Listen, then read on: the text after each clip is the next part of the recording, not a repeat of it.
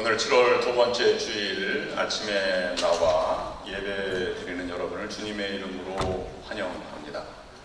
예배 전에 어떤 권사님이 저에게 인사를 하시기를 목사님은 참 예뻐지십니다. 이렇게 말씀을 하셨습니다. 제가 옆에 분이 목사님한테 예쁘다는 소리가 뭡니까? 거룩하시다, 인자하시다 이렇게 말씀을 드려야죠. 말씀하셨는데 듣는 저는 기분이 싫지 않았습니다. 옆 사람과 인사를 나누실 때 지난주보다 젊어 보이시네요. 이렇게 한번 인사를 나눠보시면 감사하겠습니다.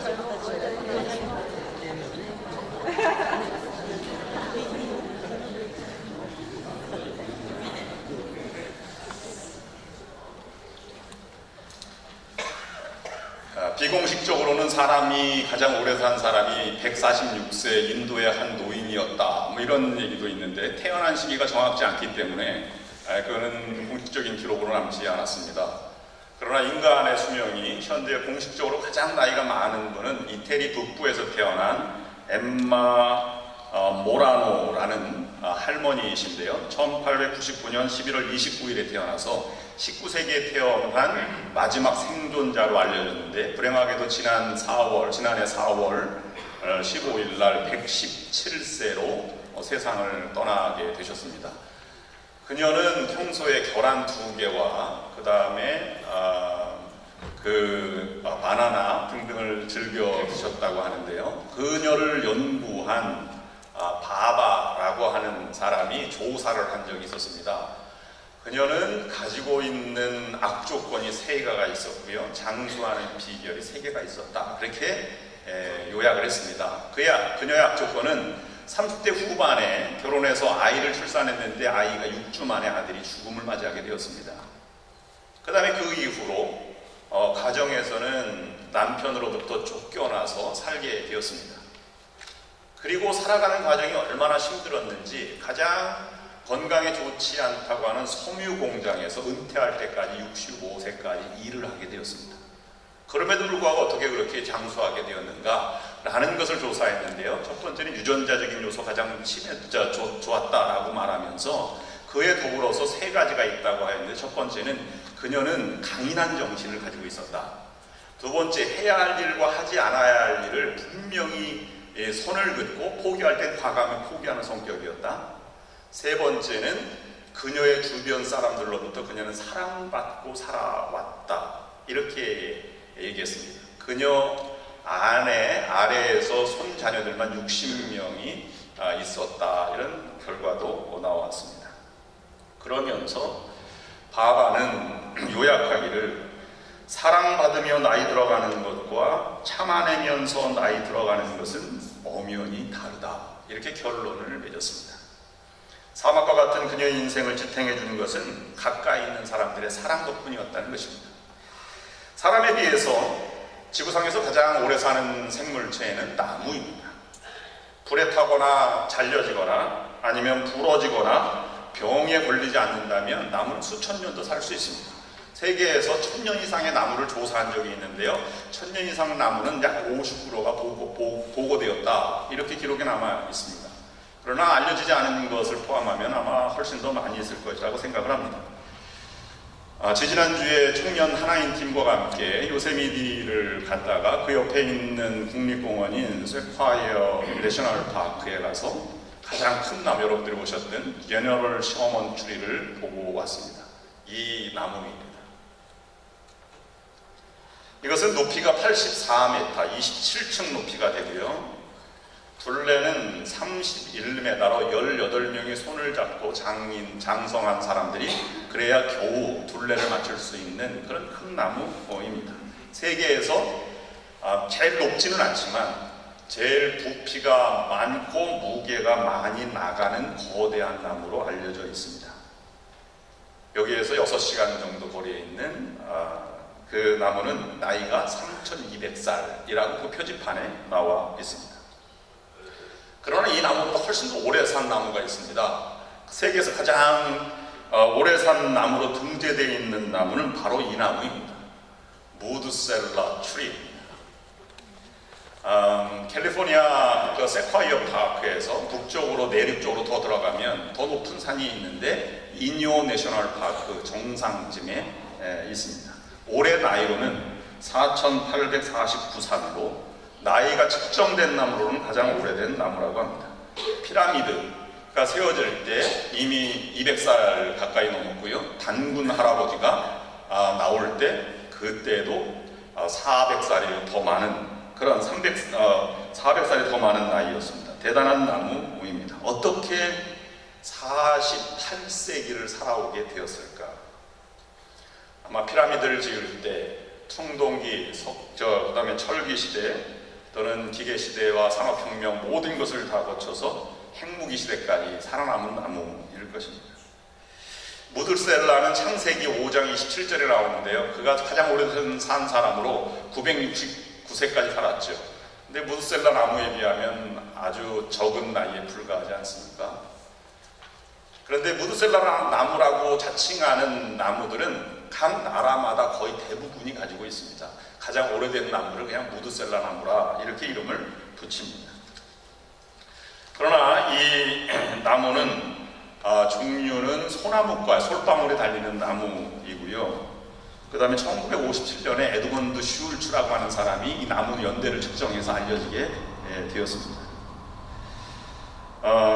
이 나무는 유기체 중에서 살아있는 생물체 중에서는 가장 오래된 것으로 기네스북에 등재가 되기도 하였습니다. 그 무드셀라 나무의 장수 비결은 무엇이었을까요? 창가지 5회는 무드셀라 나무라고 오래 산 나무다라고 하는 것의 일반적인 추측은 거기에는 토양이 좋고 물이 풍부하고 아마 습기도 온전하고 강수량도 많고 그 다음에 기후도 온화했을 것이다 이렇게 생각을 한다는 것이죠. 그러나 그것은 속단에 불과합니다. 이 무드셀라 나무는 식물학자들이 보기에는 나무가 살 수 없는 5가지 조건을 가지고 최악의 조건 속에 있습니다. 여름에도 찬바람이 부는 그런 높은 곳에 있었고요. 그 다음에 그 정상은 흙이 아니라 바위로 되어 있어서 아마 물기가 가장 부족한 곳에 자리가 잡았고요. 토양 자체도 이 알칼리성 토질이라 나무가 자라는 데는 아주 안 좋은 상황이라고 합니다. 그 다음에 그 나무가 서 있는 높이가 1만 피트, 수목 한계선, 나무가 더 이상 자랄 수 없는 한계선에 있기 때문에 해발 3,000m에서 1년 내내 얼음이 올 정도의 추위에 노출되어 있고요. 그 다음에 성장할 수 있는 기간은 1년에 6주밖에 없다는 것을 조사한 적이 있었습니다. 그럼에도 불구하고 이 나무가 그곳에 자리 잡고 오래 살 수 있는 비결을 4가지로 요약을 했는데요. 제일 먼저 그 나무는 6주지만 느리게 성장했다. 두 번째로는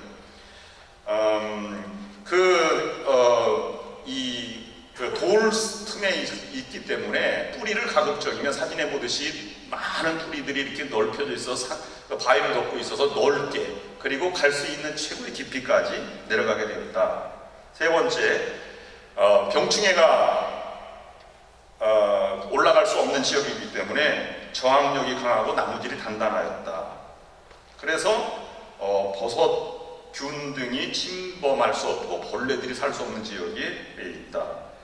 그 다음에 마지막으로는 그 벼락을 맞을 때 그 벼락을 맞으면 한 가지가 벼락을 맞으면 그 한 가지 나무 전체가 스스로 죽음의 과정을 겪고 새로운 나무가지의 영양분을 쏟는 그러한 이 세포 조직을 갖고 있다고 합니다. 그래서 장수할 수 있는 비결이 되었다고 하는 것입니다. 올해 우리 교회가 창립 115주년이 됩니다. 미주에서 가장 오래된 교회이고 그 다음에 역사가 오래될수록 또 많은 연세들이 많이 높아지고 그래서 우리 교회가 생존할 수 있는 비결이 무엇일까 하는 것을 고민해 보았습니다. 교회는 신학에서는 살아있는 생물체다. 그래서 유기체적 교회라 이렇게 말합니다. 다른 말로 말씀드리면 생명을 가지고 있기 때문에 교회는 자랄 수밖에 없고 건강하게만 지켜준다면 우리는 성장할 수 있다 하는 가능성을 우리에게 가르쳐주고 있는 것입니다. 문제는 어떤 자세로 살아가는가. 저는 이 무드셀러 나무에게 우리에게 주는 교훈 4가지를 묵상하려고 합니다. 첫 번째로는 천천히 그러면서 꾸준하게 자라는 것이 최선이다 하는 것입니다. 안 되는 조건을 따지기보다는 그 조건에서 최선의 노력을 하는 것이 우리들의 남은 과제다라고 하는 것입니다. 최선의 노력이라고 하는 것이 무엇입니까? 가장 기본적인 신앙의 모습들입니다. 무릎 꿇고 기도하고 매주일 예배드리고 속회로 모일 때마다 진지하게 신앙의 토론을 하며 성경을 읽고 말씀대로 살아가기를 노력하는 것, 그것이 가장 기본적이지만 꾸준하게 자라는 그러한 모습이다라고 하는 것입니다. 이 세상에 거저되는 것은 없습니다. 그만큼 생존을 위해서 최선의 노력을 하고 또 한 가지 한 가지를 더듬어 볼 때 성장해 나가는 것입니다. 한순간에 큰 교회가 있다가 사라지는 교회들이 얼마나 많이 있습니까? 이 무드셀러 나무가 자라는 인효 국립공원 정상에는 1년에 강수량이 12인치 정도만 내린다고 합니다. 나무가 살 수 없는 알칼리성의 토양은 석회암이라고 합니다. 그러나 생존의 비결은 천천히 자라는 것입니다. 100년에 1인치 2.5cm 정도 자라났다고 합니다. 사실 우리가 생명력을 가지고 있는 것이 중요한 것입니다. 그러면 언젠가는 그것이 꽃이 피고 열매가 맺는 날이 돌아오고야 만다는 것입니다. 여러분, 왕대나무의 성장 과정을 혹시 들어본 적이 계십니까? 왕대나무는 뿌리를 심으면 이 뿌리가 5년 동안은 흙 속에 아무리 영양이 많고 습기가 많아도 절대 밖으로 나오지 않는다고 합니다. 근데 5년이 지난 어느 순간에 이 대나무 뿌리가 죽순이 솟아나면 그것이 갑자기 극적인 변화가 일어나서 6주 만에 27m가 자라난다고 합니다. 가장 많이 자란 경우는 하루에 3피트, 90cm 정도가 자랄 수 있다고 합니다. 우리가 그만큼 5년간의 축적된 영적인 에너지, 생명의 기운이 있느냐가 중요한 것입니다. 그러면 어느 조건에 어느 순간에 하나님의 은혜의 때에 우리는 은혜가 폭포수같이 임하게 될 것이기 때문입니다. 두 번째, 척박한 땅에 이게 뿌리를 넓게 그리고 갈 수 있는 한 깊이 박혀 있다라고 하는 것입니다. 적은 숲은 엄청난 추위 안반으로 된 지형에 자기도 모르게 뿌리가 깊이 내려가게 된 것이지. 건강한 교회는, 생명력이 있는 교회는 뿌리가 깊이 내리고 넓게 내리고 있는 것입니다. 뿌리라고 하는 것은 무엇입니까? 지역사회의 우리의 평판과 또는 사역의 과정이 뿌리입니다. 그 다음에 우리 성도들이 각자 맡은 바 처지에서 얼마나 열심히 모여서 기도하고 말씀을 연구하고 또는 하나님을 찬양하고 예배드리는가가 중요한 것입니다. 오늘 본문이 있는 배경은 제2 이사야 시대에 예언된 말씀입니다. 제2 이사야는 이사야서 40장부터 55장까지를 제2 이사야라고 하는데, 멸망당하고 유배지로 바벨론 포로로 가서 50년 이후에 예언된 말씀입니다. 포로로 잡혀간 사람들의 자녀와 손자녀들에게 들려준 이사야의 말씀입니다. 그때 포로로 잡혀갔던 사람들은 처음에는 희망이 부풀어 있습니다. 70년이면 우리가 돌아갈 것이다 라고 하는 예언이 있었기 때문에 거기에 모여서 성경 말씀을 묵상하고 탈무드를 계속 묵상하고 이렇게 시온의 회복을 위해서 그렇게 노력을 해왔습니다. 그런데 자녀와 손자녀 때 그것이 이루어질 수 있는가라고 하는 회의가 들기 시작했습니다. 그건 불가능할 거야. 어떻게 여기 터를 잡고 있는데 거기까지 갈 수 있겠어? 라고 말할 때 이사야가 전해준 말씀이 바로 이것입니다. 그루터기에서 새순이 자라서 새로운 시온을 일으켜 세우게 될 것이지. 그런 것을 보면 공동번역 이사야서 55장 오늘 본문 10절과 11절 말씀에는 이렇게 기록하고 있습니다. 제가 읽어드리면 이렇습니다. 하늘에서 쏟아지는 비, 내리는 눈이 하늘로 되돌아가지 아니하고 땅을 흠뻑 적시어 싹이 돋아 자라게 하며 씨 뿌린 사람에게 씨앗과 먹을 양식을 내주듯이 내 입에서 나가는 말도 그 받은 사명을 이루어 나의 뜻을 성취하지 아니하고는 그냥 나에게로 돌아오지 않는다. 우리는 이와 같이 말씀을 그리고 신앙의 뿌리를 깊이 내려놓는 것이 중요한 것입니다.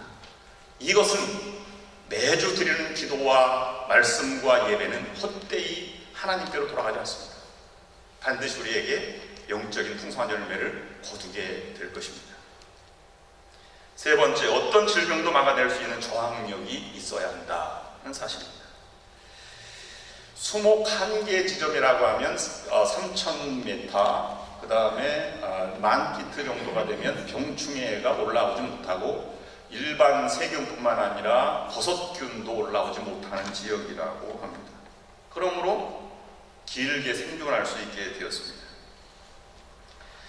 우리 교회도 이와 같이 저항력이 있어야 합니다. 작은 문제에도 흔들린다면 우리는 성장할 수가 없는 것입니다. 작은 교인이 기침만 해도 교회가 감기가 되는 것처럼 이렇게 연약한 교회가 되지 않아야 한다고 하는 것입니다. 하나님 말씀으로 무장하고 영으로 충만해지면 생명의 기운으로 모든 것이 이겨나가게 될 것입니다. 마지막으로 말씀 연구, 속회 등 소그룹 사역이 활발히 일어나도록 최선의 노력을 해야 한다고 하는 것입니다. 무드새로 나무가 벼락을 맞았을 때 그 나무 전체 가지를 다 말라 죽듯이 영양분을 공급하지 않는 것처럼 불필요한 신앙생활에 불필요하거나 이 복음 사역에 불필요한 조직들을 과감히 개선하고 생명력이 자라는 소그룹 사역으로 또는 사역으로 나아가는 것이 교회의 살아있는 모습이 되어야 하는 것입니다. 가능성 있는 것으로 최선의 노력을 해나가는 것입니다. 그러므로 오늘 우리에게 이 작은 사역, 올해 특별히 행하고 있는 이런 실버 미니스트리, 늘푸른 합창단, 아니면 하나인 사역, 또는 매 달마다 모이는 속회 모임, 이 모든 것들을 향해서, 그리고 성경 문제와 또는 성경 읽기 이런 과정들에 대해서, 제자 훈련, 이 모든 것들에 대해서 우리가 역량을 총 집중해야 할 때가 된 것입니다. 1999년도에 바나 리서치에서 조사한 것에 의하면 매년 7명 중에, 그리스도인대 7명 중에 1명이 교회로 옮기고요, 6명 중에 1명은 교회를 한 번도 나가지 않는데 자기가 그리스도인이라고 고백하는 사람이라고 합니다. 그런 시대에 우리가 살고 있습니다. 그러나 생명을 가지고 끊임없이 나아가다 보면 바로 우리는 전천후 교회와 같이 성장의 토대를 마련하는 교회가 될 것입니다. 오늘 본문 12절 13절 말씀 공동번역은 이렇게 기록하고 있습니다. 이제 너희는 기뻐 뛰며 길을 떠나 안내를 받으며 탈 없이 돌아가리라. 너희를 맞아 산과 언덕들은 환성을 터뜨리고 들의 나무가 모두 손뼉을 치리라. 가시나무 섰던 자리에 전나무가 돋아나고 쇠기풀이 있던 자리에 소기나무가 올라오리라. 이런 일이 야훼의 이름을 들날리고 영원히 사라지지 않는 표가 되리라. 미국에서 조사했던 26개 주요 교단들이 설문조사를 한 적이 있습니다. 누가 교회에 정착하는가? 많은 방문객들이 있지만 그 교회에 정착하는 가장 중요한 요인이 무엇인가를 조사해 발표한 적이 있는데요. 그것은 이것입니다. 교회를 처음 방문했던 사람들이 교회에 다시금 나와 정착하여 그리스도가 제자가 되는 일은 교인 전체가 감격에 휩싸여서 예수께서 정말로 살아계시다고 믿는 것처럼 행동하는 교회일 때다라고 발표하였습니다. 오늘 우리는 기나긴 역사와 세월 속에 한순간을 살아가고 있습니다. 7월 두 번째 주일입니다. 오늘도 하나님은 우리에게 역사해 주시고 오늘도 말씀하고 계십니다. 여러 가지 악조건 속에서 가능한 것을 부여잡고 그 속에서 임하시는 하나님의 은혜를 묵상하고 감격에 젖어 살아간다면 하나님 우리에게 큰 생명력을 주실 것이고 단단한 기운으로 새로운 터전을 마련하게 할 것입니다.